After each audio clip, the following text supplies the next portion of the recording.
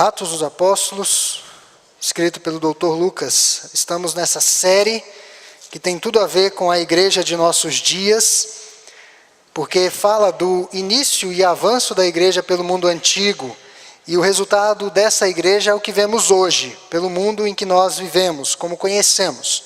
Então vamos dar sequência em Atos 9:32. Antes, porém, vamos orar. Pai querido, nós te agradecemos por mais essa oportunidade singular. Esse momento não irá se repetir. É um momento único na tua presença. Quando nós estamos diante da tua palavra mais uma vez, essa mesma palavra, essa escritura sagrada foi lida neste culto. E o teu Espírito Santo já falou aos nossos corações por meio da leitura da tua palavra. Nesse instante de reflexão, de meditação, de extrair ensinamentos, que os nossos corações estejam inteiramente voltados e atentos à voz do Senhor. Aquilo que foi exposto aqui com fidelidade bíblica, que possa ser aplicado pelo teu Espírito Santo, às nossas necessidades, reais necessidades. Não aquilo que nós pensamos que são as nossas necessidades, mas o que de fato precisamos do Senhor. Que haja orientação, que haja instrução, que haja exortação, que haja edificação do teu povo na tua verdade. É o que nós te pedimos, em Cristo Jesus. Amém. Atos 9, 32 a 35 nos diz assim: Passando Pedro por toda parte, desceu também aos santos que habitavam em Lida. Encontrou ali certo homem chamado Enéas, que havia 8 anos jazia de cama, pois era paralítico. Disse-lhe Pedro: Enéas, Jesus te cura. Vamos ler juntos? Disse-lhe Pedro: Enéas, Jesus te cura. Levanta-te e arruma o teu leito. Ele imediatamente se levantou. Viram-no todos os habitantes de Lida e Sarona, os quais se converteram ao Senhor. Meus irmãos, na terça-feira passada, os últimos integrantes do time de futebol juvenil, que haviam desaparecido no mês passado, foram retirados de um complexo de cavernas em Tham Luang, na Tailândia. Até que todos os 12 meninos e o técnico fossem resgatados, 17 dias se passaram de um confinamento de incertezas. Antes de serem encontrados por 2 mergulhadores, e não existe sorte, não existe ocaso, mas existe providência, porque se esses 2 mergulhadores ingleses não tivessem encontrado aquele time de futebol, certamente eles teriam perecido, porque não se saberia exatamente onde eles estavam. Eles haviam passado 9 dias de confinamento. Até que 2 mergulhadores ingleses os encontraram, mas não havia condições deles realizarem o resgate por causa da complexidade. O fato é que a dramática situação destes meninos presos na caverna, juntamente com o seu técnico, causou uma comoção internacional. Hoje, pelas redes sociais, notícias ao vivo, nós pudemos acompanhar ao vivo o resgate. Teve gente que conseguiu acompanhar ao vivo, que há um tempo atrás era praticamente inviável. E a complexa operação de resgate teve a participação de 90 mergulhadores, sendo que 50 eram estrangeiros e 40 tailandeses. Teve um que inclusive veio a óbito na tentativa de levar oxigênio para o local onde os meninos estavam. O total foi mais de 1.000 pessoas envolvidas naquele mutirão de resgate. Pessoas que levavam comida, pessoas que levavam mantimentos, projetos talvez até de furar a rocha para chegar onde os meninos estavam e talvez içá-los com uma cápsula, mas viram que isso era inviável, porque se perfurassem a rocha poderia haver um desabamento. Então o caminho menos ruim, ou o caminho mais promissor, era por meio do mergulho. Cerca de 4 quilômetros até o local do resgate.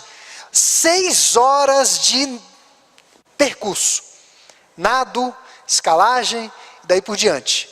Preparo físico muito grande. Eles foram salvos em 3 levas de 4 e o técnico por último. Chama a atenção muitas coisas que aconteceram ali naquela caverna. O fato do técnico ter aberto mão de refeições, o fato dessas crianças terem se mantido tranquilas, porque a situação de resgate era muito complicada, espaços muito pequenos para eles passarem e sem visibilidade praticamente nenhuma, além da escuridão, as águas escuras daquelas cavernas. O fato é que chamou a atenção, eu estava lendo essa semana, foi um post no Facebook da Marinha Tailandesa comemorando o resgate bem sucedido dos 12 meninos e o técnico. Eles postaram o seguinte: não temos certeza se isso é um milagre, uma ciência ou o que é. Todos os 13 javalis, que era o nome do time de futebol, agora estão fora da caverna. Como cristãos, nós sabemos que isso na verdade é um milagre. Isso se chama milagre. E eles meio que ficaram próximos de descobrir o que era aquilo. O fato é que o técnico de futebol, embora sejam budistas, né, eles esperavam um milagre, nada além disso. Porque eles não teriam condições de, por si mesmos, retornar pelo caminho que haviam chegado até aquele local da caverna. Porque a enchente tomou conta, então era inviável, eles teriam que mergulhar e precisariam de oxigênio. Então eles estavam à espera de um milagre. Semelhantemente, em nossa jornada pela vida, em alguns momentos, ou às vezes quase sempre, estamos à espera de um milagre. É milagre. Nós estamos à espera da intervenção divina. Milagre é a intervenção divina quebrando leis naturais. As coisas deveriam percorrer por uma lei natural e Deus quebra. Isso é milagre. Deus rompe com essas leis naturais. Seja a intervenção de Deus na nossa família, num casamento em crise, em filhos rebeldes, seja uma oportunidade em que nós estamos aguardando o favor de Deus em áreas profissionais, seja a salvação de alguém que nós tanto amamos. A pessoa é tão amada, é tão querida, mas é tão ímpia, é tão rebelde contra Deus. E nós estamos aguardando um milagre, que esse evangelho verdadeiramente mude a sua vida. Seja uma cura física, ou seja uma cura emocional. Pessoas que não conseguem perdoar um pai, uma mãe, um irmão, tem ódio mesmo em seus corações, e isso precisa ser trabalhado, isso precisa ser retirado do coração. Está esperando um milagre para que Deus o ajude a caminhar mais. Sempre temos algo a buscar, sempre temos algo a suplicar ao nosso Deus. E aqui no texto em tela, quem está aguardando o milagre é Enéas. Não o Enéas, aquele candidato excêntrico, que muitos se arrependem de não ter votado nele, né? Não aquele Enéas, mas um certo Enéas aguardava um milagre. Pedro foi mencionado pela última vez em Atos, capítulo 8, versículo 25, quando voltava de Samaria rumo a Jerusalém. Foi a última menção do apóstolo Pedro. Aí temos o drama da conversão, ou a narrativa da conversão do apóstolo Paulo. E Pedro, na última vez que fora mencionado, ele estava voltando com o apóstolo João. Pedro estava envolvido em uma missão itinerante ao redor da Judéia, que o levou até Lida, a presente narrativa que nós nos encontramos. Veja o versículo 32, que ele diz assim: passando Pedro por toda parte. É como se ele retomasse do 8:25 e sintetizasse o que Pedro estava fazendo nesse íntere da conversão do apóstolo Paulo. Passando Pedro por toda a parte, ele chega a Lida. Enéas era morador de Lida. Lida é mencionada somente aqui no Novo Testamento. Não há mais menção dessa cidade. Chamada hoje de Lode, lá em Israel. Era uma pequena cidade que ficava localizada a cerca de 40 quilômetros de Jerusalém. Era bem pertinho, praticamente ao lado. Não era uma distância muito significativa para aqueles dias. Era de caminho para Jope. E hoje é uma cidade de tamanho razoável. E quem for a Israel vai pousar lá. Porque o aeroporto de Israel fica onde era Lida. Lida estava situada no entrosamento da rota de comércio entre o Egito e Damasco, bem perto de onde Paulo fora convertido pelo Senhor. E Júlio César, o imperador, deu Lida aos judeus que a governaram até a época da revolta dos judeus em 66 depois de Cristo. Aí os judeus não tiveram mais jurisdição naquela cidade. Era uma cidade judia praticamente. Muitos judeus saíram de Jerusalém em decorrência da perseguição e foram para Lida, porque Jerusalém estava pipocando, como sempre, uma efervescência religiosa em Jerusalém. Até os nossos dias, Jerusalém é um barril de pólvora. Então muitas pessoas não suportavam viver sob aquela pressão e fugiam para cidades do interior, cidades mais tranquilas, onde pudessem criar os seus filhos e ter uma certa tranquilidade. E como o evangelho chegou a Lida? O evangelho de Cristo. Muitos judeus habitavam ali. O evangelho provavelmente chegou a Lida logo após o Pentecostes. O evento do Pentecostes, que está registrado em Atos 9, 2, 9 a 11, teve o Pentecostes, veio a perseguição e os crentes se espalharam por toda a Judéia. E também por intermédio do ministério de Filipe. Filipe esteve ali em Lida falando do evangelho de uma forma muito poderosa e pessoas vieram a conhecer o Senhor Jesus Cristo. E o ministério de Pedro em Lida, ao que tudo indica, continua e autentica o que Filipe já havia começado. Pedro foi, passando Pedro por toda parte, desceu também aos santos que habitavam em Lida. Ou seja, já existia uma igreja ali em Lida. Eu quero destacar aqui, o meu sermão hoje não tem pontos, mas eu quero trazer algumas lições importantes para nós no século 21 à luz desse texto. Primeiro, surge aqui um problema. A narrativa nos leva a uma situação, um problema. A paralisia de Enéas. Se pudéssemos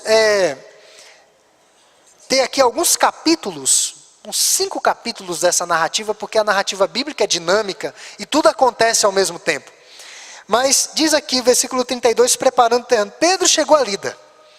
Pedro se depara em Lida com um certo homem chamado Enéas, 8 anos acamado, 8 anos paralítico.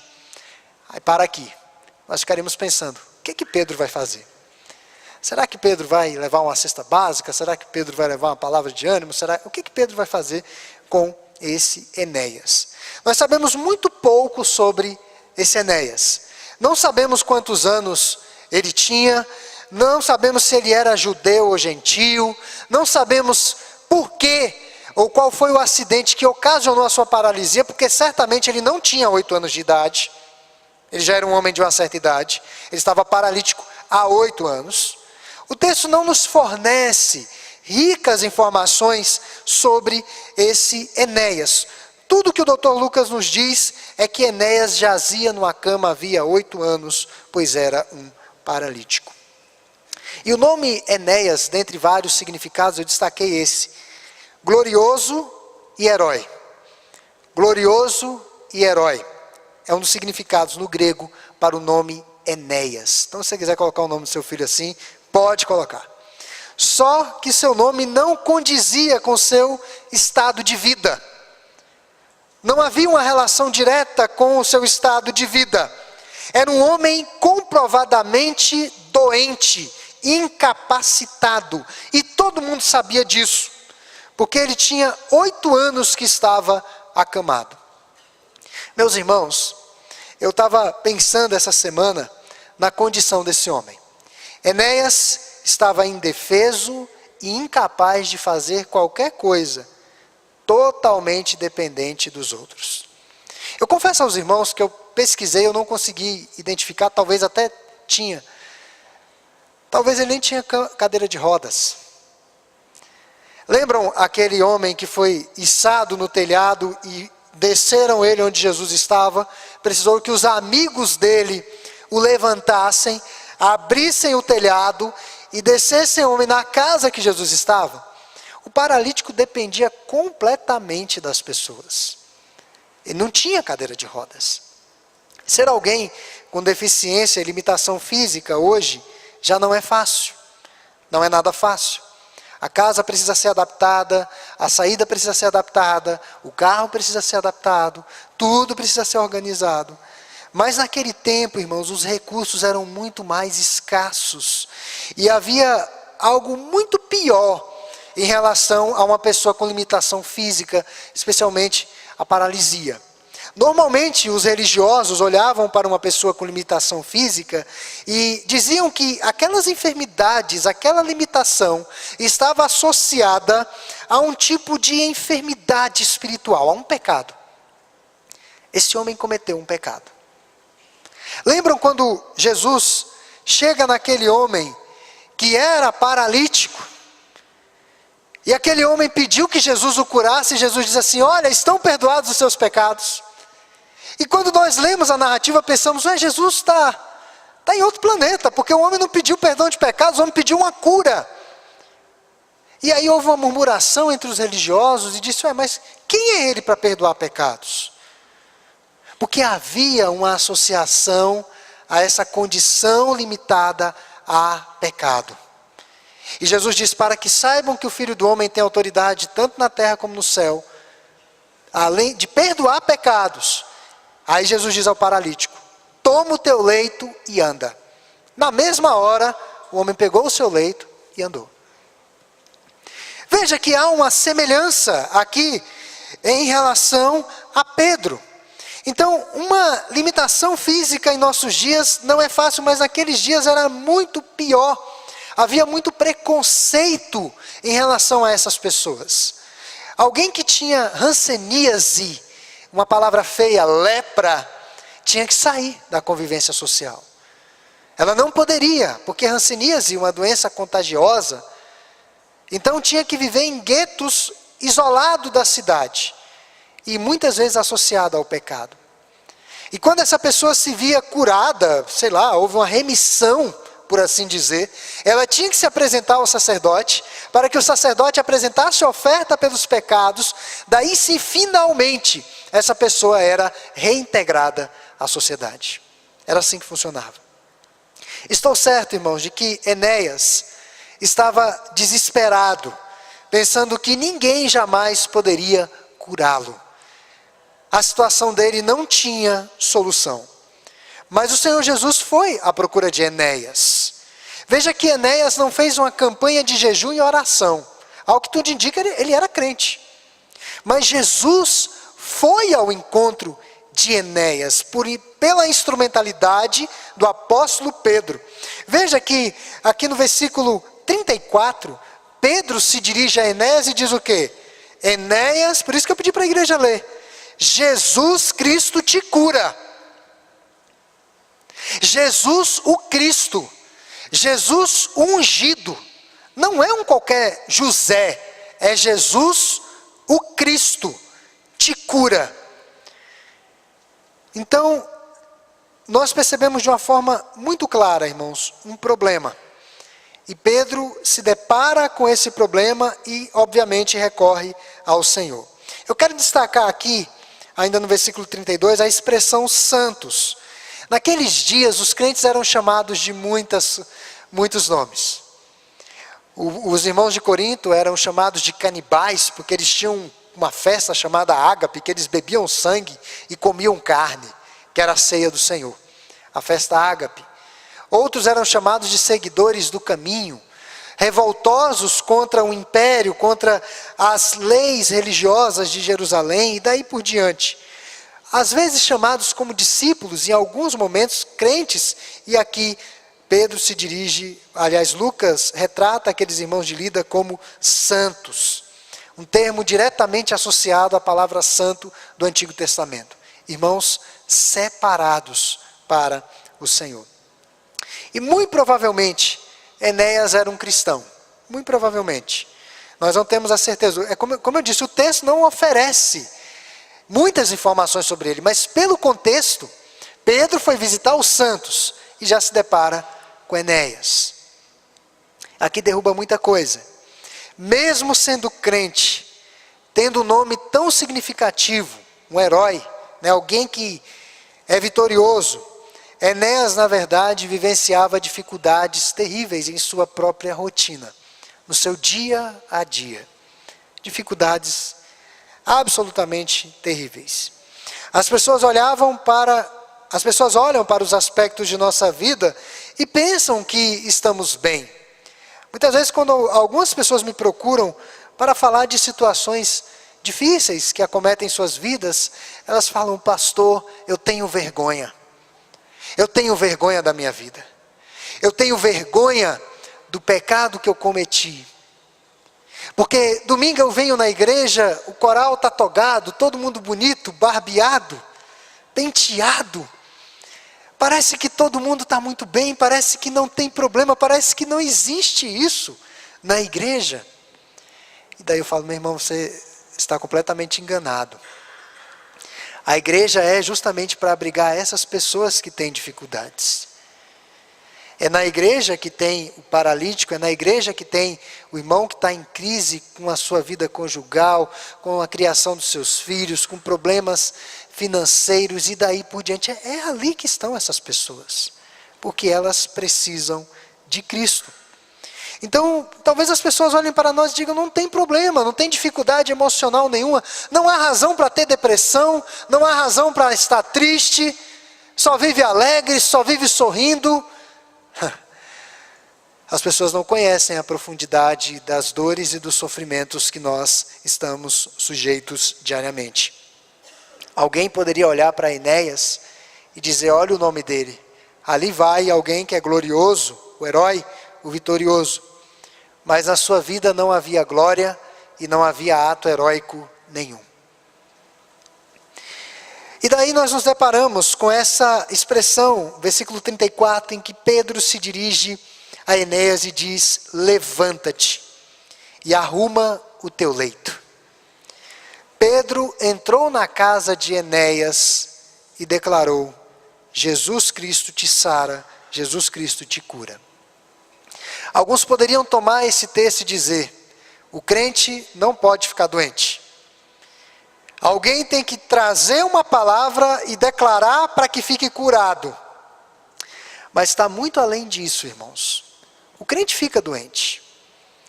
Nós sabemos disso. O crente padece. O crente bate o carro. Eu sempre brinco. O crente bate o carro. O crente passa por raiva. O crente recebe ligação de telemarketing oferecendo ampliação do plano de telefone. O crente passa por todos esses dissabores, pega a fila no banco. Nós não estamos imunes. Fila na padaria, que é para mim uma das piores filas, é a da padaria. Você já está com fome, hein? Você tem que pegar uma fila, depois pega outra fila. Terrível aquilo. O crente passa por problemas. Eu penso que se a ordem de Pedro fosse dada a mim, eu ficaria tranquilo, porque eu não tenho limitação física. Mas a ordem de Pedro dada a um paralítico, Enéas poderia achar no mínimo estranho. Como que esse homem chega aqui e diz: toma o teu leito e anda? Como assim? Como assim? Eu dependo desse leito para repousar o meu corpo.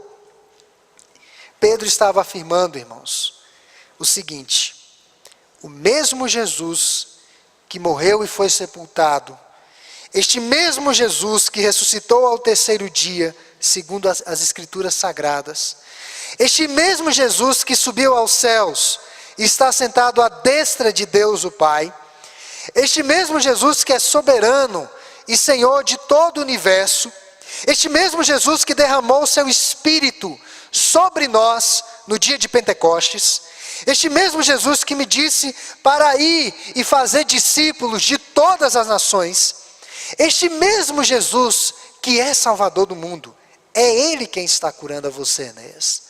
É esse Jesus, não é Pedro. Vejam que a glória daquele ato está completamente direcionado a Jesus Cristo. E aquela cura não foi um fim em si mesma, é o que nós vamos ver adiante. Ela teve um propósito, e aquela cura estava na agenda de Deus para cumprir uma profecia pela boca do profeta Isaías. Nós vamos ver daqui a pouco. O primeiro milagre de Pedro foi a cura de um coxo de nascença. Atos capítulo 3. Nós não temos ouro nem prata, mas o que eu tenho eu lhe dou. Em nome de Jesus, o Cristo, levanta e anda. Lembram disso? Paralítico à porta do templo chamado Formosa, e deu aquela polêmica toda. E agora o mesmo milagre se repete, com a mesma dinâmica. Pedro não poderia ver um coxo. Dizia, ó, levanta e anda. Era assim que ele fazia. Ele não poderia ver que ele já dizia para se levantar e andar. A cura foi instantânea e o homem foi capaz de se levantar e fazer a sua cama. Ele se tornou ali um milagre ambulante. Eu acho impressionante que Lucas toma o cuidado de dizer que o homem de fato era coxo, o tempo que ele estava com essa enfermidade, que todo mundo sabia, era público, era notório, e que de fato ele foi curado. Então o advérbio imediatamente revela que sem um momento sequer de demora, Enéas se levantou e arrumou sua cama com o fim de mostrar-se ao povo curado. Curado. E aqui foi uma demonstração miraculosa da glória de Cristo, o Deus eterno. Há umas liçõezinhas importantes aqui. Enéas, que era levado pelo leito, agora leva o leito. Ele não precisou mais daquela muleta. Ele não precisou mais levar, mas ele levava o leito. Tem um ditado aí popular, que é um ditado bobo, mas que tem uma lição assim, muito importante para nós. Que quando a vida te der limões, você tem de fazer uma limonada. E é isso mesmo. Em muitos momentos a vida vai ser azeda, amarga, difícil, complicada. E nós temos que fazer disso uma limonada. O gozado é que o limão se tornou um dos alimentos mais medicinais dos nossos dias. É um alimento poderosíssimo, irmãos, o limão. Eu passei a consumir o limão. Consumo limão pela manhã, na água, um limão espremido. Aquilo ali é uma beleza. Recomenda para todo mundo, faz muito bem. É um antioxidante impressionante, não é à toa que eu tenho um cara de quase 50 e cara de 20, né? Mas, quando a vida te der limões, faça uma limonada. Faça uma limonada. Enéas não se vitimizou, não se entregou àquela situação. Veja que o milagre acontece, mas Pedro diz, levanta-te, levanta-te. Pare de ficar resignado e queixando-se das suas dificuldades, como se elas fossem as maiores dificuldades do mundo e como se só você tivesse problemas e as pessoas não tivessem problemas. Acha que tem problemas? Vá no hospital e visite a ala de câncer. Crianças com câncer, pessoas com câncer. Acha que tem problemas? Vá no orfanato. Vá no lugar onde tem idosos. Depois você sai de lá e pergunta, eu tenho problemas? Não tenho problemas. Quando a vida te der limões, faça uma limonada. Não se vitimize. Não se vitimize. Algo que eu li essa semana é que Deus não tem pena da gente. Não se vitimize. Tiago diz que o sofrimento é necessário.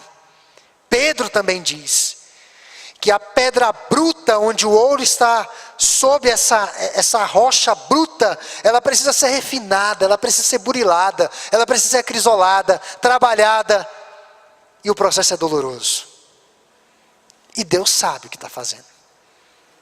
Ele é Deus desde sempre Ele é Deus. O livro de Abacuque, que foi exposto pelo reverendo Edilton nas quartas-feiras, nesse último período, desse mês, início desse mês, encerra com uma expressão muito importante ali, eu sempre chamo a atenção para ela. Abacuque 3,19. O Senhor Deus é a minha fortaleza, e faz os meus pés como os da coça, e me faz andar altaneiramente. Irmãos, Abacuque, você pega a oração de Abacuque no capítulo 3, Abacuque diz, eu tenho ouvido as declarações do Senhor e me sinto alarmado, ou seja, eu tenho orado a Deus e Deus me disse que as coisas vão ficar piores. Não vem coisa boa por aí. Vai ficar mais difícil. E aí Abacuque encerra Ainda que a figueira não floresça, não haja vide, no campo não haja produção de gado, e daí por diante, ele diz, ainda que haja uma tragédia nacional, ele encerra o livro dizendo, o Senhor Deus é a minha fortaleza. O Senhor Deus faz os meus pés como os da corça, e o Senhor Deus me faz andar altaneiramente. O que significa andar altaneiramente? O que significa essa expressão? Com a cabeça erguida. Ou seja, olhando para Ele, para o Senhor. A esperança no Senhor. Quais foram os efeitos dessa cura milagrosa? Versículo 35 do capítulo 9. Viram todos os habitantes de Lida e Sarona, os quais se converteram ao Senhor. Qual foi o efeito do milagre? O evangelho se espalhou mais e mais. Esse foi o efeito do milagre. A expressão todos os habitantes usada aqui por Lucas é o seu modo de indicar um grande número de pessoas. Muita gente. Aquilo repercutiu. Aquilo virou notícia. Aquilo foi para a internet. Aquilo foi para a mídia. Aquilo era comentado nos mercados. Aquilo era comentado nos templos. Enéas era um milagre ambulante. Ele passava pela rua, as pessoas, olha ali, ó. Ele foi curado por Jesus Cristo. Por Jesus Cristo. Não por Pedro, mas por Jesus Cristo. E o evangelho agora se espalha de Lida para Sarona ou Saron. Tá?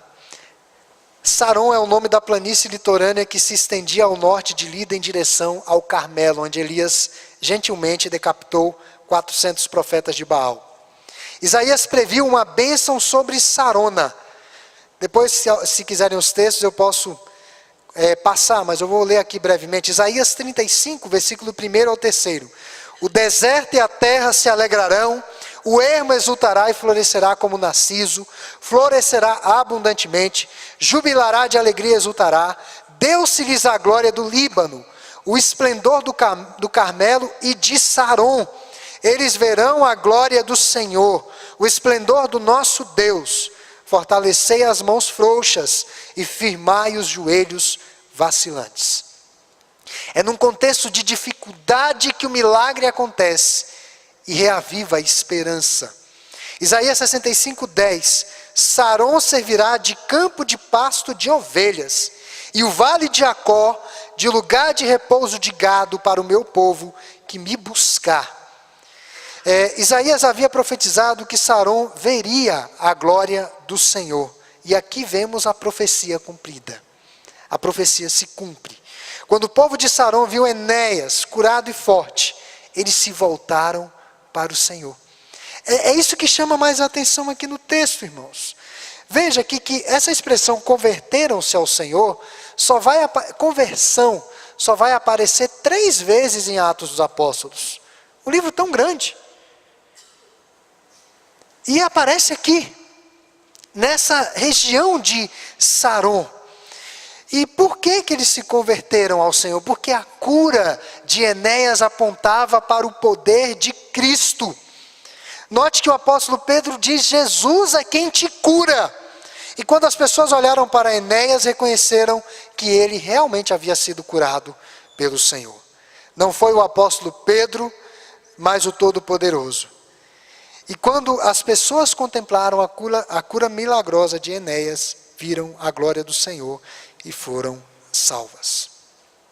A pergunta que eu quero fazer essa noite, aqui já caminhando para o encerramento dessa mensagem, o que as pessoas estão vendo nas nossas vidas? O que nós estamos levando nos lugares que o Senhor tem nos conduzido? As pessoas têm visto a glória do Senhor por meio das nossas vidas? Às vezes, irmãos, nós não vamos pregar. Algumas pessoas falam, pastor, eu não tenho condições de falar, porque eu não tenho a articulação de linguagem, o conhecimento bíblico, dão aquelas desculpas. Mas o testemunho fala muito mais alto do que as palavras. Certamente quem trabalha em órgão público, ou até mesmo na iniciativa privada, tem um crente falastrão. Sempre tem um, né? Legalista. Ele fala o que tem que fazer, mas não faz nada. Eu me lembro de um crente que ele falou na igreja, isso na igreja que eu estava, um tempo atrás, quando era adolescente. Ele chegou na igreja e falou assim: irmãos, eu só chego atrasado. Aí chegou um crente lá atrás e falou: irmão, você tem que dar testemunha, você não pode chegar atrasado. E ele falou na igreja. Eu falei: gente, mas ele tem que dar exemplo para falar.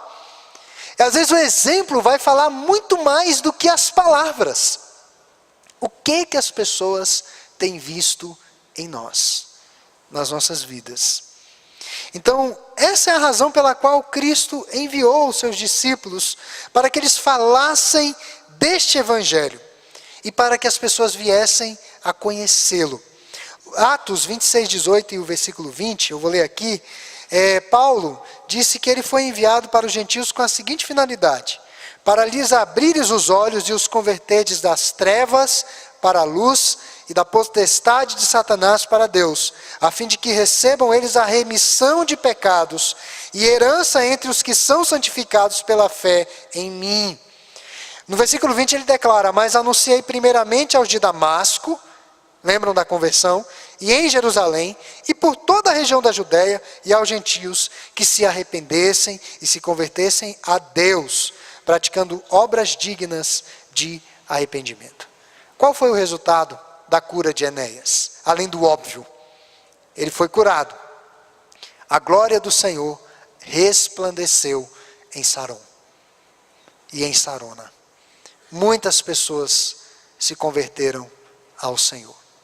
A minha oração essa noite, irmãos, é que nessa jornada com Cristo, que nós estamos envolvidos, uma jornada que muitas vezes tem momentos de saborosos, difíceis, noites trevosas, preocupações intermináveis.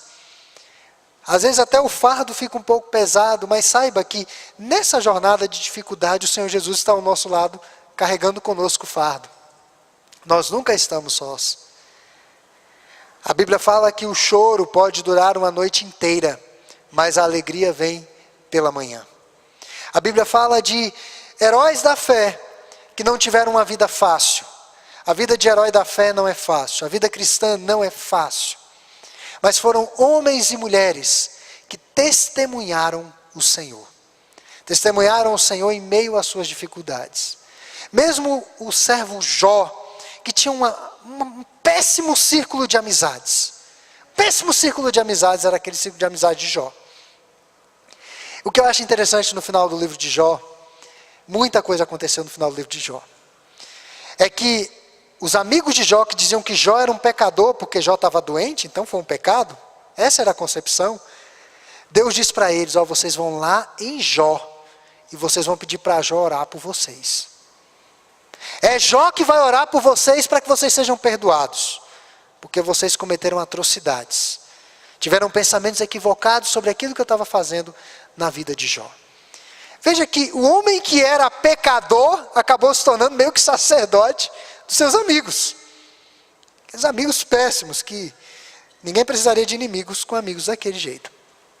Então, mesmo passando por um turbilhão de dificuldades, Jó viu a glória do Senhor. E Jó foi um testemunho vivo da glória do Senhor. A minha oração essa noite é que, mesmo tendo de lidar com uma situação de espinho de carne, como o apóstolo Paulo, que ele pediu 3 vezes, o espinho não foi tirado, ficou lá. Mas que as pessoas vejam a glória do Senhor por meio das nossas vidas. Que vejam Cristo por meio das nossas vidas. Que vejam algo diferente em nossas vidas. E que o Senhor possa realmente ser glorificado por meio de nós. Amém.